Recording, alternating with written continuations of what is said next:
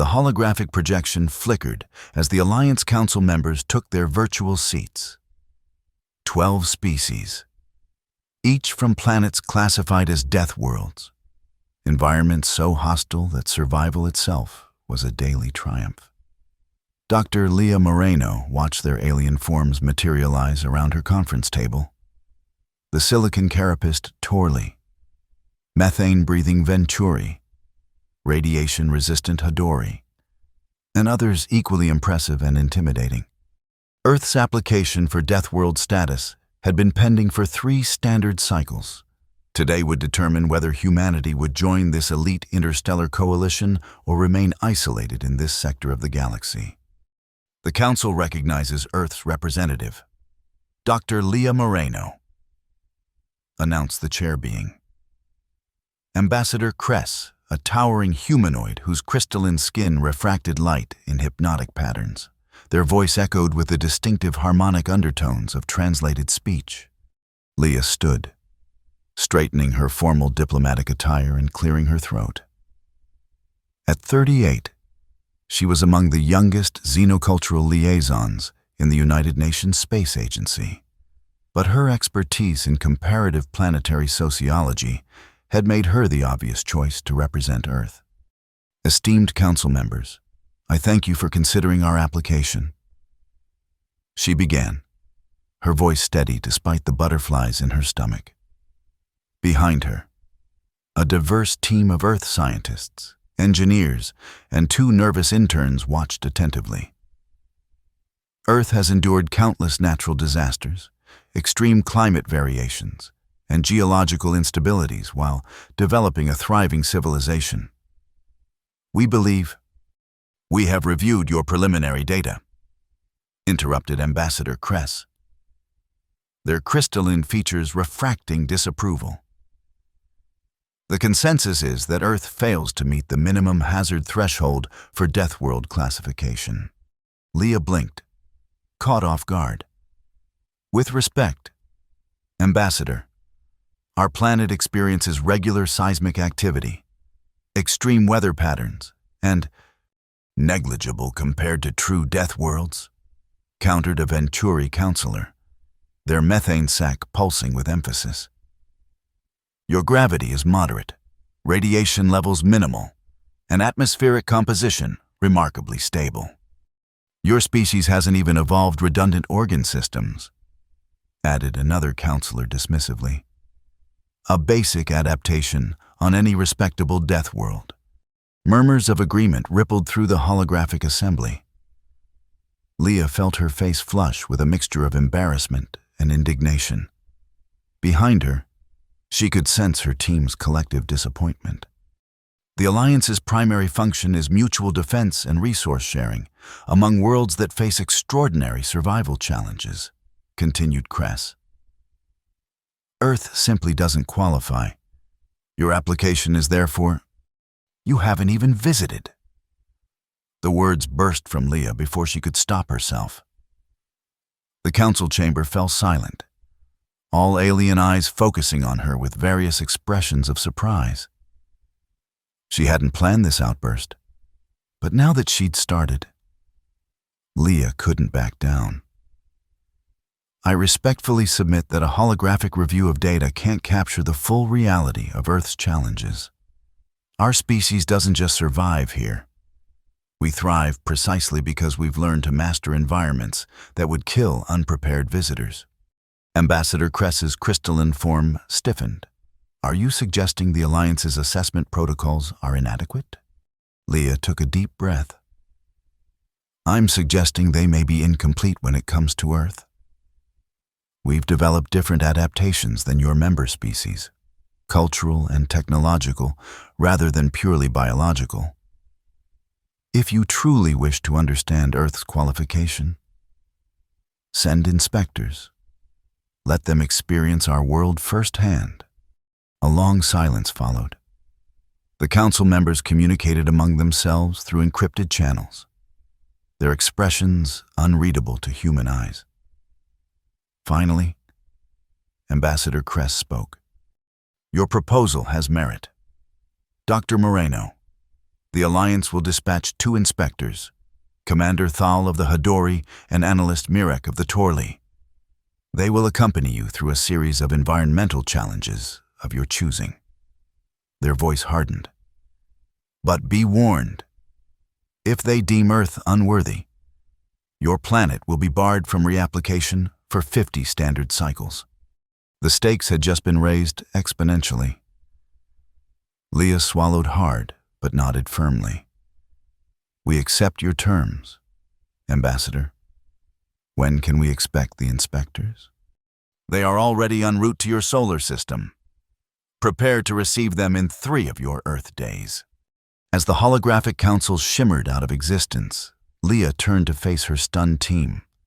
Did you just invite aliens to try surviving Earth? Asked Marcus, the senior environmental engineer. His expression hovering between horror and admiration. I believe I did, Leah replied, her mind already racing through possibilities. And we have exactly 72 hours to design a tour that will convince them we belong in the Alliance. Lynn, one of the interns, raised her hand tentatively. Dr. Moreno, isn't Earth actually, relatively habitable compared to most death worlds? Leah smiled, a plan already forming. It is, but habitability isn't what we're going to show them. What then? Asked Kavita, the team's meteorologist. Humanity's greatest strength. Leah replied, we don't just endure dangerous environments. We deliberately seek them out, and then we conquer them. 3 days later, Leah stood on the landing pad at the International Spaceport, watching the Alliance shuttle descend through Earth's atmosphere. Its sleek, obsidian hull absorbed rather than reflected sunlight, creating the impression of a moving shadow against the clear blue sky. She had assembled a small reception committee, Marcus for his engineering expertise, Kavita for her knowledge of Earth's weather systems, and against her better judgment, both interns, Lynn and Raj, for the cultural experience. The United Nations Security Council had insisted on a military presence as well. So Captain Wei and 2 soldiers stood at a respectful distance, trying to look simultaneously welcoming and vigilant. Remember, Leah murmured to her team as the shuttle's landing gear extended. These species evolved on planets far more inherently dangerous than Earth. Commander Thal's homeworld has ambient radiation levels that would kill us in hours without protection. Analyst Mirek comes from a silicon-based ecosystem with atmospheric pressure 18 times ours and gravity nearly triple what we experience. So they're going to find Earth disappointingly tame, Marcus concluded. Exactly. Leah nodded. Which is why we're not showing them Earth's natural state. We're showing them what humans voluntarily subject themselves to. The challenges we create and overcome, not because we must, but because we choose to. The shuttle touched down with barely a whisper, its advanced propulsion system leaving no scorch marks on the landing pad. A seam appeared in the seamless hull, widening into a doorway from which a ramp extended. The first figure to emerge was unmistakably Commander Thal, standing over 2 meters tall. The Hadori's leathery purple skin was crossed with luminescent scars, badges of honor in their warrior culture.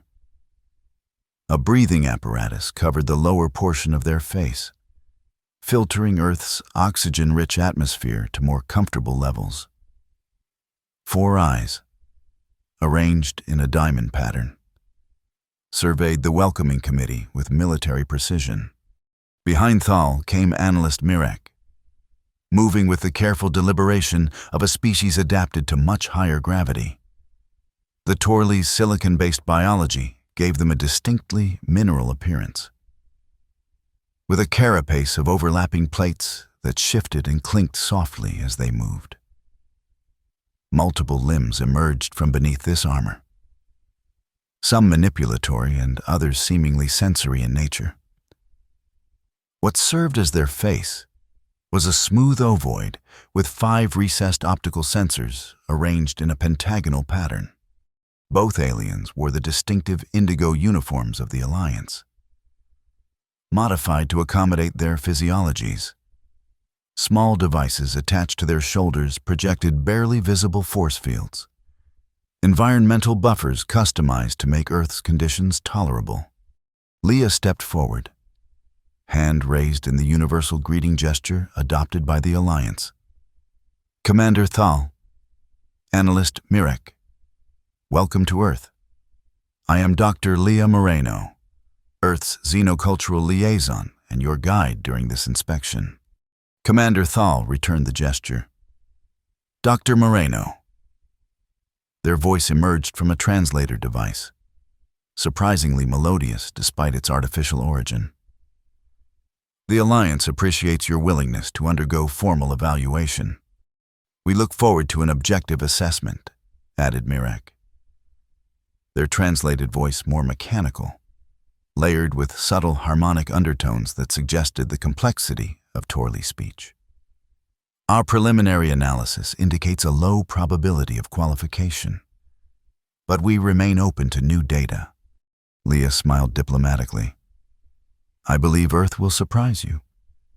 If you'll follow me, we've prepared transportation to our first destination. As they walked toward the waiting aircraft, Commander Thal studied the humans with obvious curiosity. Your species shows remarkable physiological homogeneity. How do you adapt to different environmental pressures? That's precisely what we intend to demonstrate. Leah replied, humans use technology, behavior, and most importantly, culture to adapt rather than waiting for evolution. Inefficient, commented Mirek, their sensory appendages waving slightly. Biological adaptation is more reliable, but much slower, countered Leah. Our first location will help illustrate our approach. The aircraft, a hypersonic passenger shuttle, carried them swiftly across continents. Leah used the journey to brief the inspectors on their first destination, Sentinel Valley, a narrow canyon system renowned for its unpredictable meteor activity. Due to a quirk of orbital mechanics and atmospheric conditions, the valley experienced regular micrometeorite showers, making it simultaneously a scientific treasure trove and a natural hazard zone. You intentionally established research facilities in an impact zone. Commander Thal seemed genuinely puzzled. The meteoric material contains rare mineral compounds valuable for quantum computing, explained Marcus. Plus, studying the impact patterns helps us develop better predictive models for larger asteroid threats. Risk assessment indicates this is not a survival necessity, observed Mirek, manipulating a holographic data display that hovered before them. Alternative sources for these materials exist, but none as efficient or economically viable. Leah countered. Humans often choose moderate danger when the potential rewards are sufficient. The aircraft began its descent as they approached a research station perched on the valley's rim.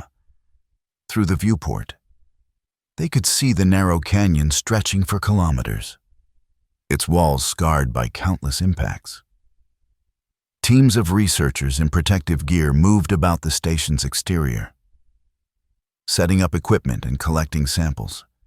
As they disembarked, Kavita checked her atmospheric sensors. Conditions are ideal for a shower event today.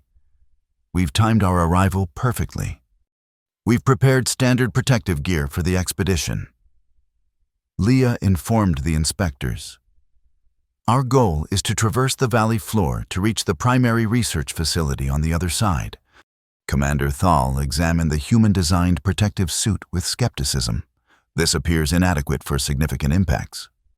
It's designed to deflect micrometeorites while maintaining mobility, explained Marcus. Complete protection would make the necessary work impossible. You prioritize function over safety, noted Mirek. their tone neither approving nor disapproving, merely analytical.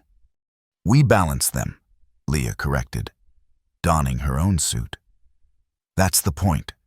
Once equipped, the team descended into the valley via a series of switchback paths. The inspectors moved with the cautious precision of beings accustomed to far more dangerous environments, while the humans proceeded with practiced efficiency. Leah noted how both aliens studied the humans' movements, apparently cataloging their adaptive behaviors. They had covered perhaps a third of the valley's length when the first warning chime sounded from their equipment. Kavita checked her instruments. "Initial shower approaching," she announced. "Light to moderate density, primarily particles under 5 millimeters. Standard protocol." Leah instructed the team.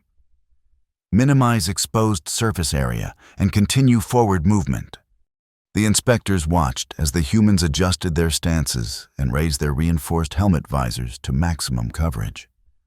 When the shower began, it manifested as a gentle patter against their suits, like rain, but metallic and sparking occasionally on impact. "Fascinating," commented Mirek, extending a sensory appendage to capture a particle. "Your species has normalized this hazard. This is merely the precursor," Leah explained as they continued walking. "The main shower will be more intense." They had just reached a narrow section of the canyon when Kavita's instruments emitted a more urgent alert. "Unexpected seismic activity," she reported, her voice tense. "Possible subsurface." Before she could finish, a geyser of superheated water erupted from a previously dormant vent in the canyon floor just ahead of them. The scalding spray rose nearly 15 meters, blocking their path and filling the air with mineral-laden steam. "Unregistered thermal vent," Marcus called out, checking his instruments. "Temperature exceeding 200 degrees Celsius." Commander Thal's hand moved instinctively to a weapon at their side before stilling. "This was not in your briefing, Dr. Moreno."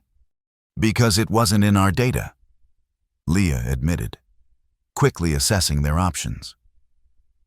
"The valley's geothermal activity is usually predictable, but new vents can form without warning." "Unacceptable risk," stated Mirek flatly. "Recommend immediate evacuation." Leah shook her head. "The path back is equally dangerous during a meteor shower, and the canyon walls are too unstable for vertical extraction right now." She pointed to a rock outcropping about 50 meters ahead. "There's our solution.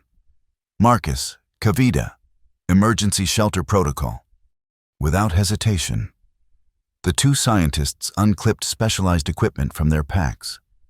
Working with practiced coordination, they began assembling a temporary shelter against the rock face, using the natural formation as one wall. "Lin Raj, establish a perimeter and monitor that vent's activity pattern." Leah continued. "We need to determine if it's stable or building toward a larger eruption." The interns nodded and moved to their assigned tasks, looking nervous but competent. Leah turned to the inspectors. "Commander, Analyst, this is an excellent opportunity to observe human adaptive response to environmental surprises." Commander Thal watched the humans work with narrowed eyes. "Your team appears prepared for this contingency, despite claiming it was unexpected. Because unexpected contingencies themselves are expected," Leah explained. "Human exploration protocols always include emergency response options for multiple scenarios. We don't know which specific disasters might occur, but we know something probably will." "Deliberate exposure to unpredictable hazards," mused Mirek, their sensory appendages vibrating with interest. "A cultural adaptation to compensate for biological limitations." Within 15 minutes, the team had established a secure temporary shelter, protected from both the meteor shower intensifying overhead and the thermal vent that continued to spew scalding water across their intended path. Inside the shelter, Marcus deployed monitoring equipment while Kavita analyzed the geyser's eruption pattern. "It's settling into a rhythmic cycle," she reported after collecting sufficient data. Approximately 3 minutes of activity followed by 2 minutes of dormancy. The spray range is consistent enough to predict safe passage during the dormant phase. "So we wait for the next dormancy and make a run for it," concluded Leah, looking to the inspectors. "Unless you'd prefer to abort the mission?" Commander Thal's 4 eyes blinked in sequence. A gesture Leah had learned indicated consideration rather than distress. "Continuing serves the evaluation purpose. Your team's response has been noteworthy." Mirek was examining the shelter's construction. "This deployment occurred with minimal verbal communication." "You've trained for this specific scenario." "Not this exact one," Marcus replied. "But we train for the unexpected. The principles apply across situations." When the geyser entered its next dormant phase, the team moved with swift precision, crossing the danger zone and continuing their traverse. The meteor shower intensified as predicted, forcing them to take cover several more times. But they reached the research facility on the far side of the valley without further incidents. As they removed their protective gear inside the facility's decontamination chamber, Leah observed the inspector's reactions. Commander Thal maintained a stoic expression, but their posture had subtly changed, less rigid, more attentive. Analyst Mirek was actively collecting samples from their suit, their sensory appendages working with evident excitement. "Your assessment of this first challenge?" Leah asked as technicians brought refreshments suitable for each species' biology. "Humans display remarkable collaborative efficiency under threat," acknowledged Commander Thal. "Though the threats themselves remain objectively minor by Alliance standards. Your biological fragility is offset by behavioral plasticity," added Mirek. "An interesting evolutionary trade-off," Leah smiled. "That was just our warm-up. Our next location will demonstrate how we've adapted to challenges of our own making." After a brief rest period to allow the inspectors to adjust their environmental buffers, the team boarded another aircraft. Their destination, Megacity 9, one of Earth's sprawling urban centers housing over 30 million people in a relatively compact area. Urban environments present unique challenges, Leah explained during the flight. Population density, resource management, social dynamics all become survival factors. "Your species congregates unnecessarily," observed Commander Thal. "This creates artificial scarcity and conflict. It also creates innovation and cultural evolution," countered Leah. "The challenges of urban living have driven some of our greatest advancements."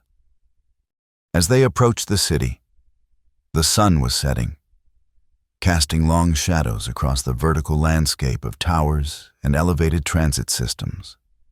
The aircraft landed on a rooftop platform in the city's administrative district, where they were met by a municipal emergency response coordinator named Director Patel.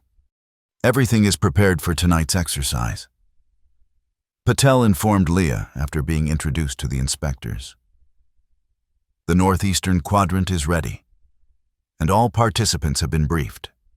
"Exercise?" inquired Mirek, their sensory appendages twitching with curiosity. Leah gestured toward the sprawling cityscape. "Tonight, you'll experience an urban survival drill, a simulated emergency that tests both infrastructure resilience and civilian response. The scenario: a cascading power failure during civil unrest.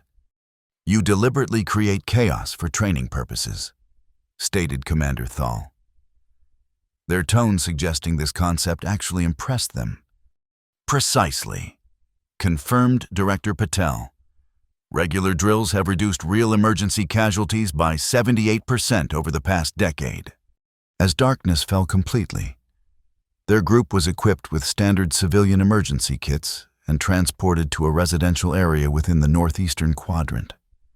Around them, thousands of citizens were going about their evening activities, some aware of the upcoming drill, others intentionally kept uninformed to test genuine reactions. At precisely 21 o'clock hours, the city grid went dark. Sector by sector, lights extinguished, transportation systems halted, and communication networks fell silent. Within moments, the programmed unrest began. Trained actors portraying rioters emerged from predetermined locations, creating controlled chaos in the streets. We are now ordinary citizens caught in an emergency. Leah explained to the inspectors as simulated sounds of destruction echoed around them. Our objective is to reach a designated safe zone 15 blocks from here. Navigating without technology, amid social disorder, and with limited resources. Your species simulates its own extinction events for practice, remarked Commander Thal, a new note of respect in their translated voice. Not extinction, adaptation. Leah corrected as they began moving through the darkened streets. Watch how people respond. Around them, the supposedly unprepared citizens were already organizing.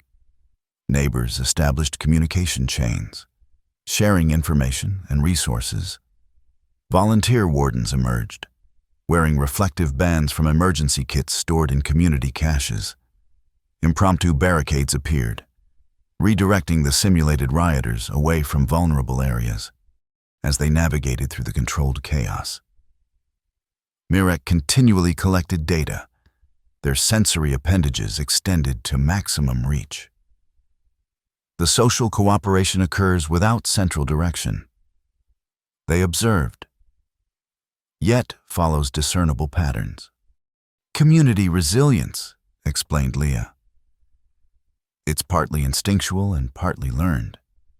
Each district has its own emergency culture, developed over generations. Their progress was interrupted when a simulated building collapse blocked their primary route. Without hesitation, local residents formed a human chain to direct evacuees toward alternative paths, while others established first aid stations for the actors portraying injured civilians. These people have no official authority, noted Commander Thal. Yet they function as effective emergency units.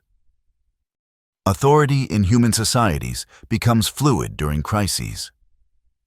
Leah explained as they followed the redirect.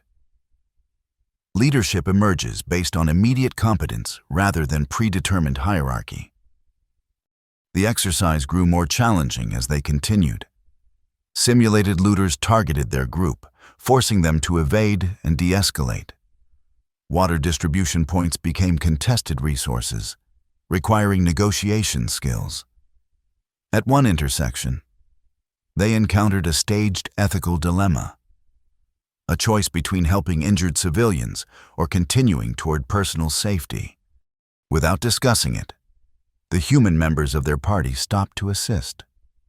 Lynn and Raj helped establish a triage area, while Marcus and Kavita improvised structural supports for a partially collapsed entryway.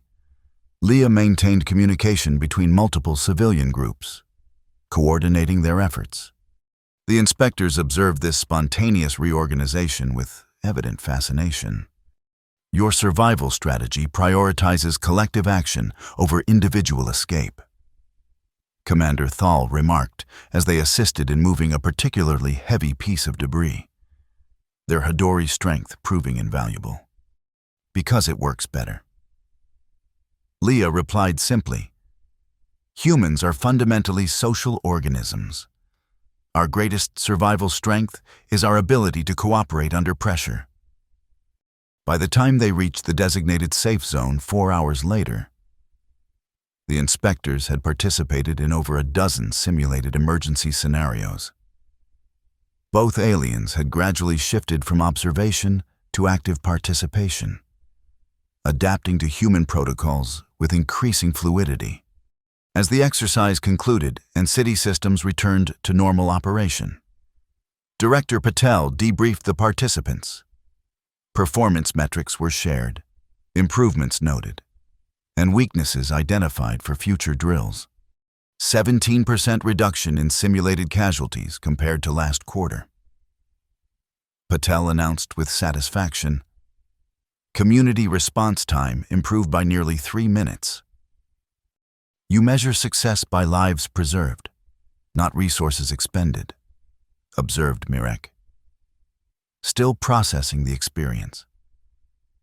Inefficient by standard metrics, yet effective in outcome. Human efficiency isn't about minimizing effort. Leah explained, it's about maximizing survival and well-being across the community.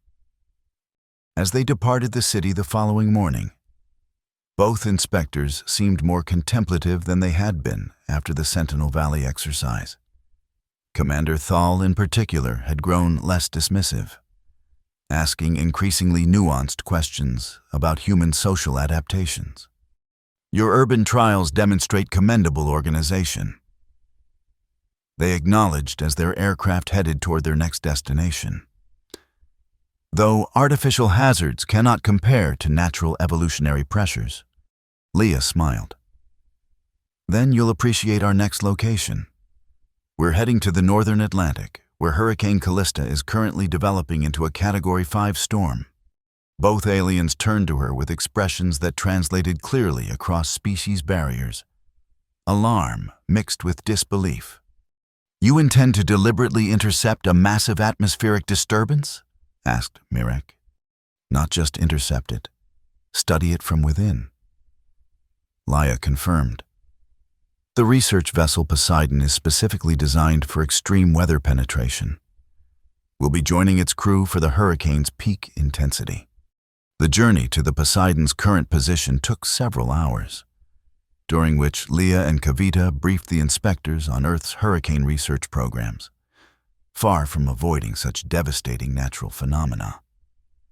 Humans had developed specialized vessels and aircraft to investigate them, gathering data that improved prediction models and saved countless lives. They transferred to the Poseidon via amphibious shuttle, landing on its reinforced deck already being lashed by the hurricane's outer bands. The vessel itself was a marvel of engineering. A stabilized platform designed to withstand the most extreme ocean conditions while housing laboratories, living quarters, and deployment systems for various sensing technologies. Captain Rodriguez greeted them on the bridge, her weathered face breaking into a brief smile. Dr. Moreno, your timing is perfect. Callista has just been upgraded to Category 5. We're heading into the eye wall within 3 hours. Captain, these are our Alliance inspectors, Commander Thal and Analyst Mirek. Leah performed the introductions. They'll be accompanying us through the storm. Rodriguez nodded to the aliens. Welcome aboard the Poseidon. I understand you're evaluating Earth's qualifications as a Deathworld. Well, you've come to the right place. We're about to sail into hell. As if to emphasize her point. The ship pitched violently as a massive wave struck its port side. The humans automatically adjusted their stances, having developed the necessary sea legs, while the inspectors had to grab nearby supports. Your vessel appears inadequately protected for these conditions, observed Commander Thal, eyeing the reinforced viewports that looked out on the increasingly turbulent sea. Looks deceiving, replied Rodriguez with professional pride. Poseidon can handle sustained winds of 350 kilometers per hour and waves up to 30 meters. We've designed her specifically for hurricane penetration. The probability of structural failure remains significant, insisted Mirek. Consulting their data display. Why accept such risk? Because the data we collect saves millions of lives, explained Kavita, pointing to the ship's advanced meteorological systems. direct observation allows us to improve forecasting accuracy by orders of magnitude over the next few hours. As the Poseidon deliberately sailed deeper into the hurricane, the inspectors witnessed the full extent of human ingenuity in the face of nature's fury. The ship deployed autonomous drones that flew directly into the storm's most violent sections, gathering data too dangerous for human collection. Submersible probes measured changes in ocean temperature and current patterns. The crew worked with practiced precision. Each member focused on their specific tasks, despite the increasingly violent conditions. When they finally reached the hurricane's eye wall, the ring of maximum intensity surrounding the calm eye, the experience became truly terrifying. Winds exceeding 300 kilometers per hour howled around the vessel. Waves taller than buildings crashed against the hull with forces that would have destroyed conventional ships instantly. The noise alone was disorienting. A constant roar punctuated by the creaking protests of the ship's structure. Yet throughout this chaos, the human crew maintained remarkable composure. They moved about their duties with practiced efficiency, communicating through integrated systems when verbal exchange became impossible. When a critical sensor array was damaged by flying debris, a repair team donned extreme condition suits and ventured onto the exterior deck. Tethered against the wind, but otherwise exposed to the full fury of the storm. "This is madness," commented Commander Thal, watching through a viewport as the repair team battled elements that could kill them in seconds. "This is humanity," corrected Leah. "We don't just endure the storm. We chase it, study it, learn from it." The true test came when one of the repair team members was injured, their tethers snapping under the strain of a particularly violent gust. Without hesitation, another crew member secured a new line to their own harness and launched into the howling wind, catching their colleague before they could be swept overboard. The rescue required strength, timing, and courage that impressed even the battle-hardened Commander Thal. "Such actions exceed rational risk assessment," observed Mirek as the injured crew member was brought safely inside. "Rational by whose standards?" challenged Leah. "For humans, preserving each other often justifies extreme personal risk." When the ship finally penetrated to the hurricane's eye, the eerily calm center of the storm, Captain Rodriguez invited them to the exterior observation deck. Stepping outside was a surreal experience. Above them stretched clear blue sky, while surrounding them in a perfect circle rose the towering walls of cloud that formed the eye wall, a cathedral of destructive power. Few non-meteorologists ever witnessed this. Rodriguez told the inspectors, "You're standing in the only calm spot within 1,000 square kilometers of ocean, the eye of the perfect storm. Your species risks extinction to observe atmospheric phenomena," stated Commander Thal, their tone now distinctly respectful. "Not extinction," corrected Rodriguez. "Calculated risk for defined benefit. There's a difference. The distinction seems semantic rather than substantive," countered Mirek. "Then let me demonstrate the substantive difference," offered Leah. "Captain, show them the hurricane mitigation prototype." Rodriguez nodded and led them to a specialized laboratory in the ship's core. Here, engineers were monitoring an experimental system of ocean temperature modulators, devices designed to diffuse the energy that fueled the hurricane's intensity. "We're not just observing the storm," explained the lead engineer. "We're learning to tame it. These modulators, once fully deployed, could potentially reduce a Category 5 hurricane to a Category 3 or lower. You seek to control your planet's natural systems." Mirek's sensory appendages vibrated with what seemed like alarm. "Not control, coexist," clarified Leah. "We can't stop hurricanes, nor should we try. But we can reduce their most destructive aspects to protect vulnerable communities. as the Poseidon continued its scientific mission through the hurricane's second eye wall and back into open sea.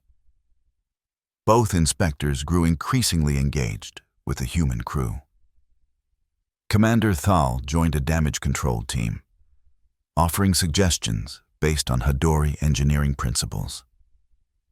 Analyst Mirek collaborated with the meteorologists, their unique sensory capabilities providing insights into atmospheric patterns that human instruments missed.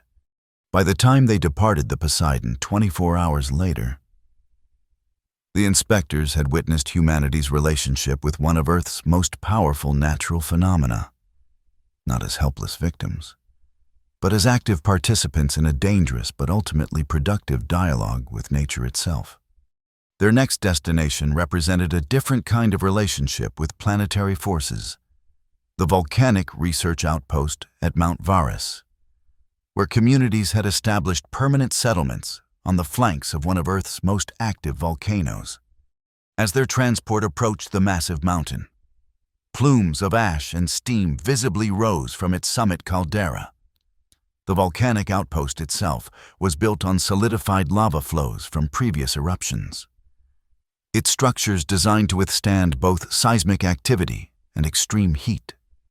The indigenous peoples of this region have lived alongside the volcano for thousands of years. Leah explained as they landed.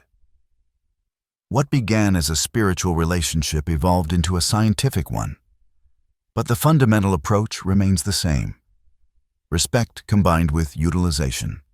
Director Namata, the outpost's lead researcher and a descendant of those indigenous peoples, greeted them warmly. Welcome to Varus. You've arrived during an active phase. Perfect timing for your inspection. You maintain permanent habitation beside an active magma chamber? Mirek's sensory appendages trembled slightly, either from the constant ground vibrations or from disbelief. Not beside it, above it, corrected Namata with a smile. And we do more than habitate. We harvest. The harvest became clear as Namata led them on a tour of the settlement. Geothermal energy systems tapped the volcano's heat, providing power for not just the outpost but communities throughout the region. Specialized facilities extracted minerals from cooling lava flows, yielding rare elements crucial for advanced technology. Most impressive were the agricultural installations, greenhouses using volcanic soil, heat, and carefully filtered gases to grow crops with yields far exceeding conventional methods. The volcano doesn't threaten our existence, explained Namata. It enables it. Their tour continued with a demonstration of the early warning systems, networks of sensors embedded throughout the mountain that provided precise predictions of eruption events. Rather than fearing these eruptions, the local population had incorporated them into their lifestyle, with clearly established protocols for different alert levels. Tomorrow, you'll witness a controlled extraction operation. Namata informed them.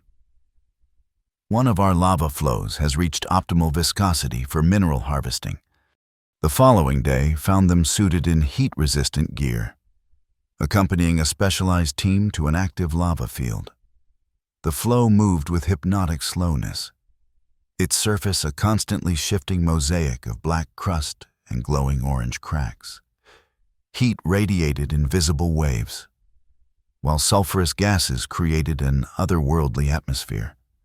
The extraction team worked with practiced precision, using mechanical harvesters to collect cooling lava at precisely the right temperature for maximum mineral content.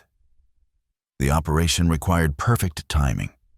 Too soon, and the lava remained dangerously fluid.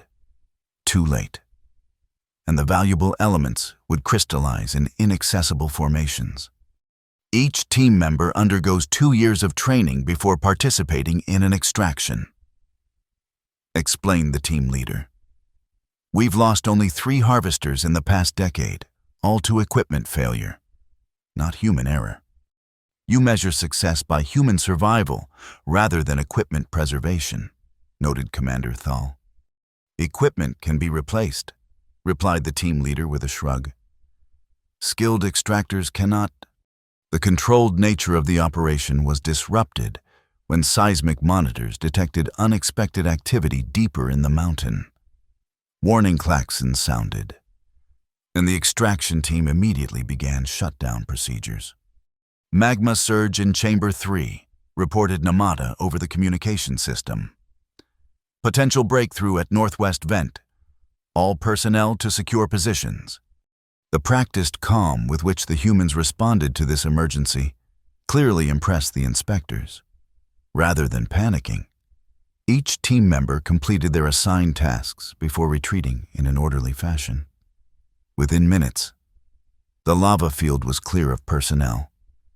Equipment secured or abandoned based on predetermined protocols. From an observation bunker built specifically for such events, they watched as a new fissure opened halfway up the mountain's northern face. Lava fountained dramatically into the air before beginning its inexorable flow downslope. Extraordinary, murmured Mirek. Their sensory appendages extended toward the spectacle. Your species has normalized proximity to molten planetary core material. More than normalized, corrected Leah. We've integrated it into our culture and economy. The risk calculation remains questionable, observed Commander Thal. Though their tone lacked its earlier dismissiveness. Is it? Challenged Namata. The volcano will erupt whether humans are present or not. By being here, studying it, working with it, we transform an unpredictable hazard into a manageable resource. As if to emphasize this point, a series of predetermined barriers automatically deployed ahead of the new lava flow, channeling it away from vulnerable infrastructure and toward collection basins designed for just such opportunities. You don't fight the mountain, realized Commander Thal. You direct it. Exactly, nodded Namata. That's the human approach to most natural hazards. We rarely have the power to prevent them, but we can often guide their impact. Their final challenge took them to Earth's most unforgiving environment, the sub-zero expanse, a vast Arctic region where temperatures regularly plunged below -60°C and blizzards could last for weeks. The Glacial Research Station perched on the edge of a massive ice shelf. Its modular structures designed to withstand both extreme cold and the constant movement of the ice beneath them. Dr. Henrik Larsson, the station's director, greeted them with the hearty enthusiasm characteristic of those who chose to work in Earth's polar regions. Perfect timing, he declared after introductions. We've just received a distress call from Field Team Echo. Their ice cave collapsed during survey work, and 3 researchers are trapped in a crevasse system about 30 kilometers from here. Are emergency response teams en route? Asked Leah, immediately concerned. Larsson shook his head grimly. A major storm system is moving in. All aerial support is grounded for at least 36 hours. We're organizing a ground rescue, but conditions are deteriorating rapidly. What is the survival probability for the trapped researchers? Inquired Mirek. Without assistance, less than 20%, admitted Larsson. They have emergency supplies but limited heating capability in confined space. The main threat isn't just the cold. It's the continued instability of the ice formation. We'll join the rescue effort, decided Leah immediately. Looking to her team, who nodded in agreement. Your evaluation does not require participation in actual emergencies, Commander Thal pointed out. Though they seemed to be assessing the situation with professional interest rather than objection. This isn't part of your evaluation, Leah clarified. This is just what humans do when other humans are in danger. You're welcome to observe from the station, if you prefer. An uncomfortable silence followed before Commander Thal straightened to their full height. I will accompany the rescue team. My physical capabilities may prove useful. As will my sensory functions, added Mirek after a moment's hesitation. Torley can detect subsurface structural weaknesses in crystalline formations. The rescue operation mobilized with impressive speed. Special cold weather vehicles were prepared, loaded with medical supplies, extraction equipment, and emergency provisions. Each team member was outfitted with extreme environment suits capable of sustaining life even in the harshest conditions. As they departed the relative safety of the research station, the approaching storm was already visible on the horizon. A towering wall of white that promised near-zero visibility and temperatures that could freeze exposed flesh in seconds. Our window is narrow, explained the expedition leader as their convoy traversed the ice shelf. We need to reach the crevasse, extract the researchers, and be at least halfway back before the storm hits full force. The journey quickly became treacherous. Wind speeds increased steadily, reducing visibility and creating disorienting ground blizzards. The ice beneath them groaned and occasionally shifted, forcing detours around newly formed pressure ridges and unstable areas. Throughout these challenges, the human rescue team maintained focused determination. They communicated efficiently, adapted to changing conditions, and continued advancing despite increasingly dangerous circumstances. Your motivation exceeds rational self-interest, observed Mirek from their position in the lead vehicle. Wouldn't your people do the same for fellow Torley? Asked Marcus. We would send rescue drones, replied Mirek. Risking additional lives would be considered inefficient. Efficiency isn't everything, countered Kavita. Some values transcend pure calculation. When they finally reached the collapse site, conditions had deteriorated significantly. The storm's leading edge had arrived, bringing driving snow and plummeting temperatures. Equipment that had functioned perfectly at the station began failing in the extreme cold. Communication devices inoperative, reported Lynn after attempting to establish contact with the trapped researchers. Temperature below operating threshold. Structural analysis tools similarly compromised, added Commander Thal, examining a malfunctioning scanner. Your technology appears inadequate for these conditions.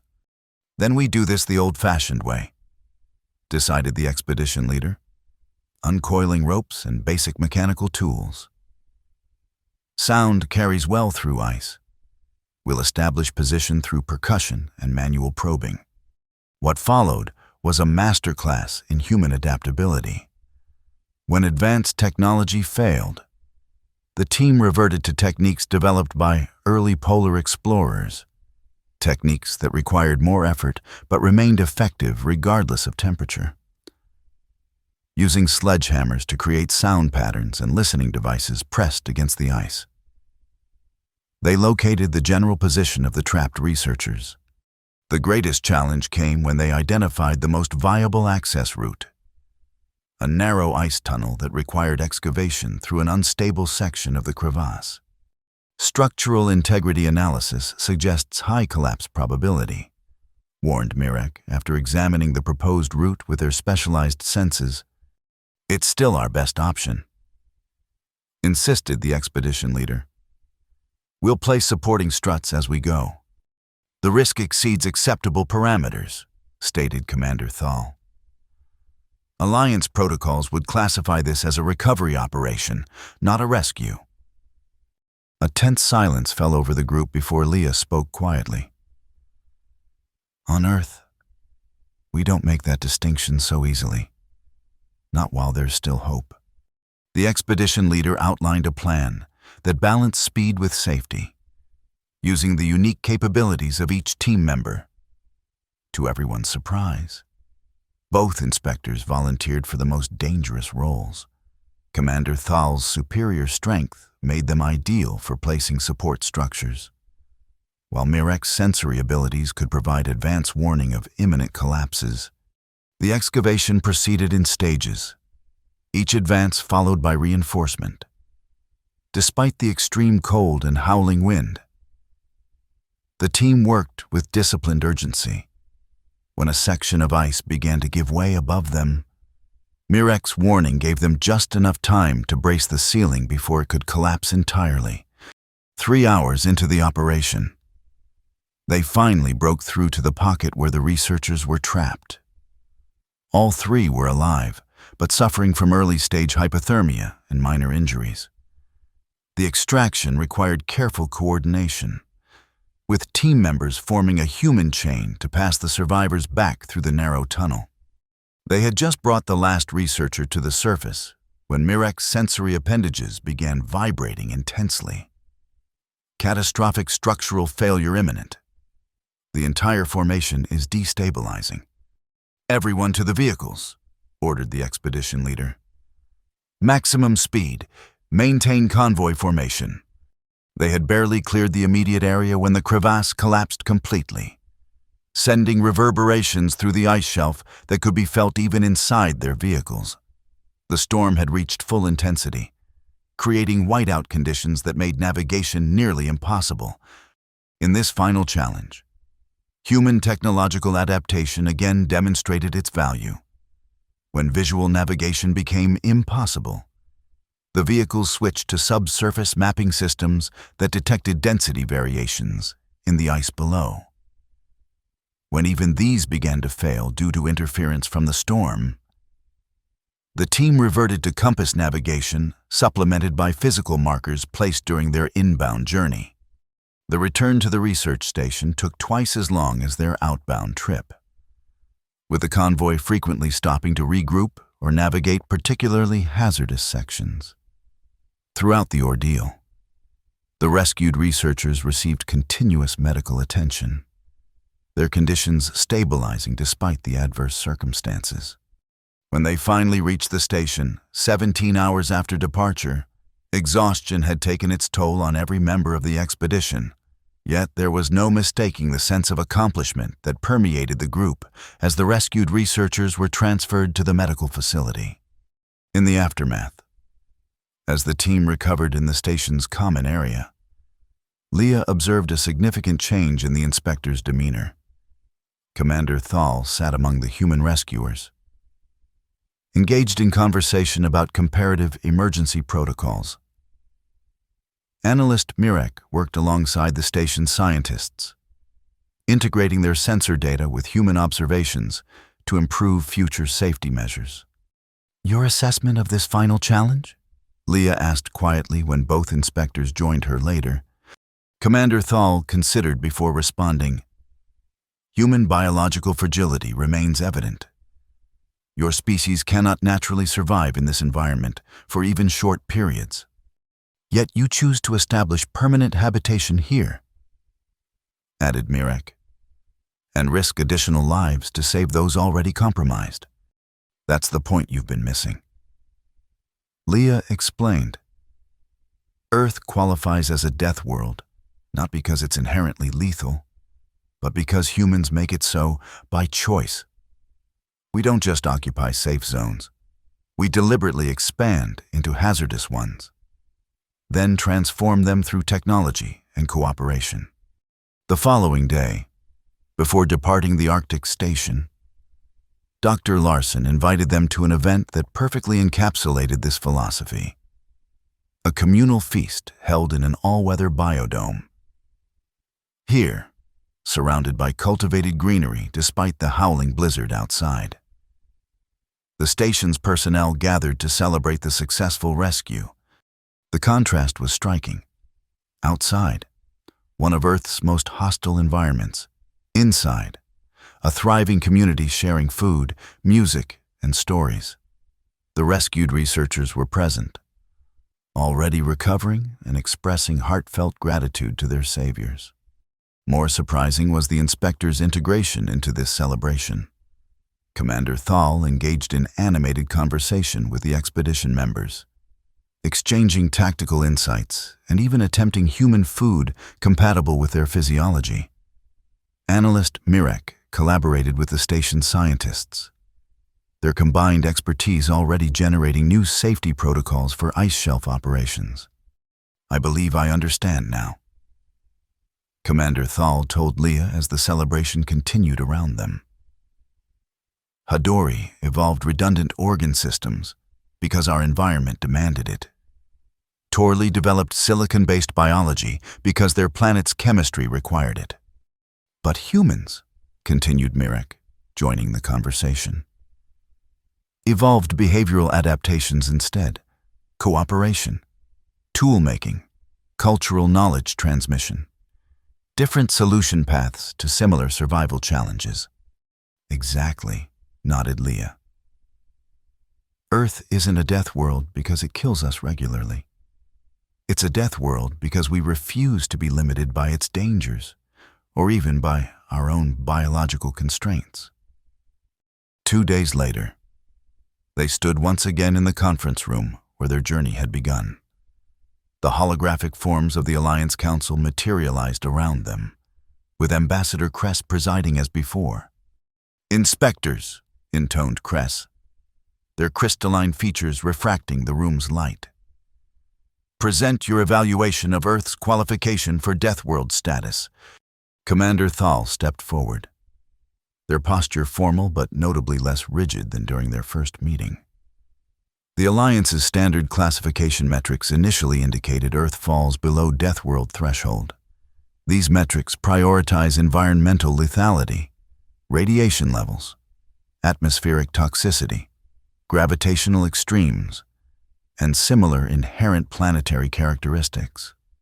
"Earth demonstrates none of these to qualifying degrees," added analyst Mirek, their sensory appendages moving in measured patterns. "However, our direct observation reveals a qualification parameter not previously considered in Alliance taxonomy."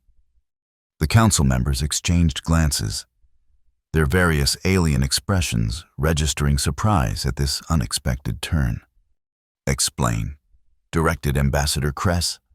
Commander Thal activated a data projection, displaying recordings from each of their challenges: the meteor shower, the urban crisis, the hurricane, the volcano, and the Arctic rescue.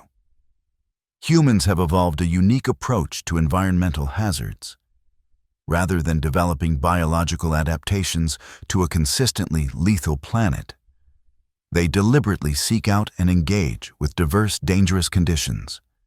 Moreover," continued Mirek, "they transform these engagements into cultural and technological adaptations that transcend individual survival. Their collaborative response to threats exceeds the sum of individual capabilities." Murmurs rippled through the council as the data continued displaying human activities across Earth's most extreme environments: deep sea exploration, high-altitude mountaineering, desert crossings, even early space missions. "The evidence indicates," concluded Commander Thal, "that while Earth itself may not qualify as a conventional death world, humanity has effectively transformed it into one, through deliberate engagement with its most dangerous aspects." "And your recommendation?" prompted Kress after a moment of silence. The two inspectors exchanged glances before Commander Thal replied, "We recommend the creation of a new classification: Adaptive Death World. Earth would be the first planet so designated." Another silence, longer this time, as the council members communicated through their encrypted channels. Finally, Ambassador Kress spoke. "The council recognizes the validity of your assessment. Earth is hereby classified as an adaptive death world and granted provisional membership in the Alliance, subject to standard probationary protocols." A ripple of excitement passed through Leah's team, though they maintained professional composure. "Furthermore," continued Kress, their tone suggesting genuine interest, "the Council requests that Earth representatives prepare materials on human adaptive strategies for inclusion in Alliance training programs. Your approach to environmental challenges offers perspective not previously considered in our collective knowledge." As the holographic session concluded, Leah turned to the inspectors who would soon return to their own worlds. Thank you for your fairness and evaluation. I know our approach must seem strange compared to your evolutionary paths. Not strange, corrected Commander Thal. Illuminating. Hadori believes strength comes from enduring hardship. Humans have shown it also comes from choosing hardship. Your species faces unnecessary dangers, added Mirak, their sensory appendages vibrating in what Leah had come to recognize as thoughtful consideration. Yet emerges stronger because of this choice. Later, watching the Alliance shuttle depart from Earth's atmosphere, Leah reflected on what their journey had revealed, not just to the inspectors, but to herself. Earth wasn't a death world in the conventional sense. Humans had made it one by refusing to be confined to its safe spaces, by deliberately testing themselves against its dangers, and by transforming those dangers into opportunities through cooperation and ingenuity. As the shuttle disappeared from view, becoming just another point of light in the vast cosmos, Leah smiled. The Alliance had come seeking evidence of Earth's lethal nature. Instead, they had discovered something far more significant: humanity's relentless drive to expand the boundaries of the possible. Even, perhaps especially, when those boundaries were marked by danger. Earth might not be the most inherently deadly planet in the galaxy, but humans had made it a death world by choice. And in doing so, they had developed strengths no evolution could have provided: courage, creativity, and an unshakable determination to face the universe not merely as survivors, but as explorers. That, Leah knew, was what would truly make humanity valuable to the Deathworld Alliance. Not just their ability to endure hardship, but their eagerness to embrace it, master it, and ultimately transform it into progress.